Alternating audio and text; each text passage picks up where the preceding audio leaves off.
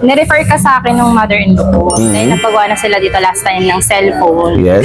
So, dalawang phone na yung napagawa dito. Nung phone ng mother-in-law ko, tsaka phone ng hipag ko. Ganun po. Kapatid ng asawa ko yun. Opo, ma'am. So, yun. Tapos sabi, nagpapagawa nga, nagre-refer din kayo ng mga watch, jewelry. Hey, mga idol! At yan mga idol, ako'y medyo nahiya kasi mga idol, ang ganda ng aking iba-vlog na si Ma'am.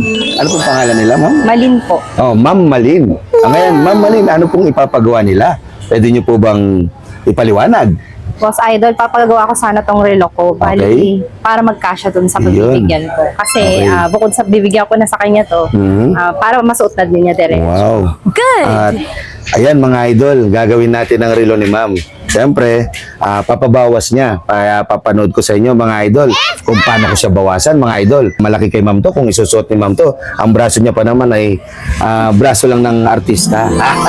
Ayan, at Ma'am, tanong ko lang Ma'am, tiga saan po pala kayo? Taga dito lang din, Dito lang. malapit sa Kabalita. Kabalita ka. She's my house.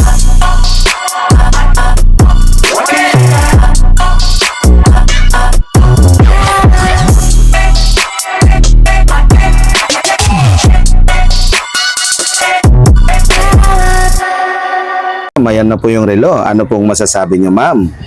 Ayan, no? Tamang-tama po na dun sa pagbibigyan ko. Then, ang bilis lang din talaga, Boss Idol. Ayun, Salamat po. Salamat din sa discount. Oo naman, Ma'am. Walang problema. Basta maganda po, lagi may discount. Oo. At, may shoutout po ba kayo, Ma'am? Sige, pwede ba? Pwede, Ma'am. Mag-shoutout po kayo. Shoutout nga po pala dyan sa family ko sa Bicol, sa Kadlawon family, Ramos Yun. family, sa mga Okay. kaibigan ko, mga ka-schoolmate ko dati. Yun. Tsaka sa tropa ng asawa ko, tsaka sa family ng asawa ko. Ayun. Maraming salamat po, Ma'am.